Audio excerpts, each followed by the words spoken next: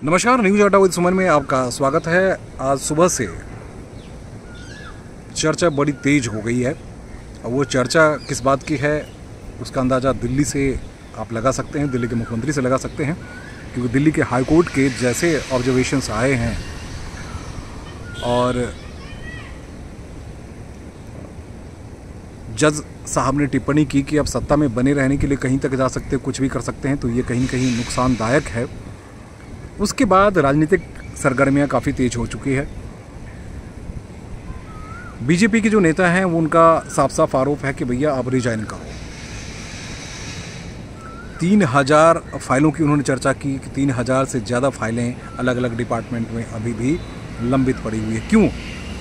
क्योंकि दिल्ली के मुख्यमंत्री 1 महीने से अधिक से जेल में पड़े हुए हैं, वो रिजाइन नहीं कर रहे हैं। अब समझने की बात इसमें क्या है जो मैं कहना चाहता हूँ दोस्त, ये बहुत दिनों से चर्चाएं हो रही है कि किस तरह का ईमानदार व्यक्ति जो कहता है अपने आप को मैं ईमानदार हूँ और 2 लाख बच्चों को बुक्स नहीं दिए गए हैं, वो बच्चे परेशान हैं।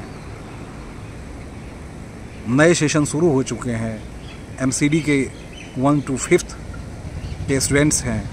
आप जानते हैं कि गरीब बच्चे होते हैं जिन्हें उनके माँ बाप के पास इतने पैसे नहीं होते हैं कि वो किताबें खरीद सकें।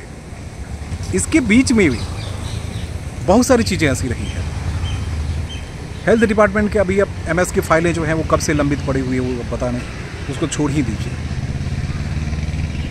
मसला अब ये है कि एक मुख्यमंत्री जो जेल में रहना चाहता है, जो कहता है देश का सबसे ईमानदार, संसार का सबसे ईमानदार व्यक्ति मैं हूँ, लेकिन उसे ये इस बात का अंदाज़ा नहीं है या इस बात का इल्म नहीं है कि मुझे जनता की सेवा करने के लिए ही जनता ने चुना था और सिर्फ मैं अपने जिद की वजह से और अपने आप को सत्ता में बनाए रखने के लिए मैं जेल में रहते हुए सरकार चलाऊं, जबकि वो जानता है कि मैं सरकार नहीं चला सकता। तो सुप्रीम कोर्ट, हाई कोर्ट की ये टिप्पणी ने एक बात साफ कर दिया कि आप चाहे नशा आप में जितने भी, जनता के प्रति आपकी भावना कहीं न कहीं गलत भावना है, क्योंकि जनता की भलाई आप नहीं चाहते हैं। जनता की भलाई अगर आप चाहते तो जनता के सामने फिर सीधे जाते हैं। चलिए, मैं पिछली बार आपने 49 जिलों में रिजाइन किया था, इसमें जेल में जाने से पहले या जेल में जाने के बाद भी आप कहते कि नहीं मैं सत्ता से बाहर निकलता हूँ। सत्ता सुख होने के लिए क्या आप चाहिए केजरीवाल साहब? हाँ, हो सकता है कि बीजेपी अलग अलग तरीके से दलील दे रही है, 3000 फाइलें, 2000 फाइलें, लेकिन एक बात तो तय है कि इनके जितने मंत्री हैं उनमें से कुछ ही मंत्री मंत्रालय आते हैं इस एक महीने के दौरान। गोपाल राय आज तक जब से मुख्यमंत्री जेल गए हैं, आज तक वो सचिवालय मुड़कर नहीं देखा उन्होंने। कैलाश गहलोत की पहले से आपको पता ही है, कैलाश गहलोत भी नहीं आते। इमरान हुसैन की बात करते हैं तो उनका भी यही हालत है।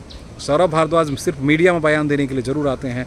आतिशी ज़रूर आती हैं, आतिशी आती हैं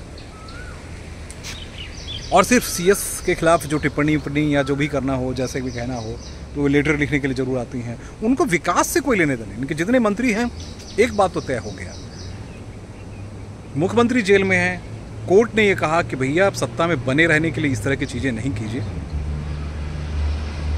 लेकिन हकीकत यही है दिल्ली में कि दिल्ली में हज़ारों फाइलें, हज़ारों योजनाएं 1 महीने से लंबित पड़ी हुई हैं। कोई विकास का काम सब रुका पड़ा है। बजट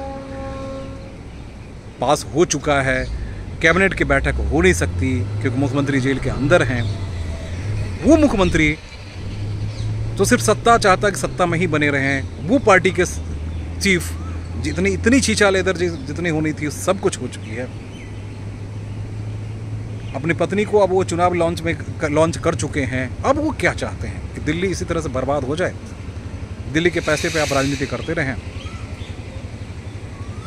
मित्रों, सोचने और समझने की बात यह है कि फ्री बिजली, फ्री पानी में दिल्ली के क्या वो 40% लोग या रहने वाले रेजिडेंट दोषी हैं जिन्होंने इन्हें चुन के भेजा था कि आप जाके जाइए, ईमानदारी के साथ काम कीजिए, जिन्हें आपका फ्री पानी नहीं चाहिए, फ्री बिजली नहीं चाहिए, फ्री कुछ भी नहीं चाहिए, जो पैसे पे सब कुछ ले रहे हैं और पैसे उसके लिए टैक्स पे कर रहे हैं, बिजली बिल पे कर रहे हैं, पानी की बिल पे कर रहे हैं। आज उनकी हालत सबसे बदतर है। बहुत सारे प्रोजेक्ट डिले होते चले जा रहे हैं। आपको याद नहीं होगा, मैं तो बताने लगूंगा तो बहुत देर हो जाएगी। लेकिन एक बात तो कह सकता हूँ कि इस इतने तमाम सारी चीज़ें होने के बाद वो किस तरह के गैंडा टाइप के व्यक्ति हैं मुख्यमंत्री, क्षमा कीजिएगा इस शब्द के लिए, लेकिन उनकी जो इच्छा शक्ति है वो कहीं ना कहीं उनके लालच और स्वार्थ को ही दर्शा रहा है कि इतने बड़े लालची आप हो जाते हैं कि जहां आपके लिए बच्चों की पढ़ाई लिखाई कोई मतलब नहीं रखती, आप हमेशा गरीबी की बात करते हैं। अभी सिर्फ 5वीं तक के स्कूल के बच्चों की बात हो रही है। दिल्ली सरकार की स्कूल के हालात देखिए ना सर, वहाँ भी बच्चों की किताबें तमाम सारी चीज़ें नहीं मिल पाई है। कैबिनेट की नई बैठकें होने की वजह से और भी बहुत सारे प्रोजेक्ट जो हैं वो डिले हो रहे हैं। साफ़ सफाई का काम कहीं ना कहीं बाधित हो रही है। स्वास्थ्य सेवा लचर है कि उसमें बहुत सारे डिसीजंस होने हैं, सारे हॉस्पिटल्स में रिक्रूटमेंट्स होने हैं, एमएस के पोस्ट खाली पड़ी हुई है।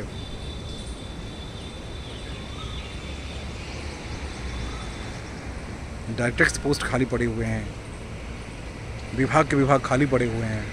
वो पोस्टिंग्स नहीं हो गई कि सीएम जो ऑलरेडी जेल के अंदर हैं। ठीक है, एमसीसी लागू हो चुका है, इसमें भी बहुत सारे काम होते हैं, दिन प्रतिदिन का बहुत सारे काम देखने को मिलता है। शनिवार होने के बाद भी आज चीफ सेक्रेटरी, मैं इस वक्त सचिवालय के आसपास ही हूँ, मैं बता दूँ आपको, चीफ सेक्रेटरी लगातार 4 बैठकें बुला रखी हैं। क्यों? इसलिए क्योंकि दिल्ली का विकास प्रभावित ना हो, दिल्ली का काम रुके नहीं, दिल्ली की जनता के जो भी काम है वो होता रहे। यहाँ दिन रात ऑफिसर को मैं देखता हूँ कि दिन रात पता नहीं चलता है, ये राजनीति करने में लगे रहते हैं बेचारे, वो यहीं जमे रहते हैं। हाँ, कुछ लोगों ने, कुछ ऑफिसर्स ने गड़बड़ियाँ की जिनके खिलाफ कार्रवाई भी हो रही है, जांच के बाद चाहे जो भी हो, जैसे भी हो।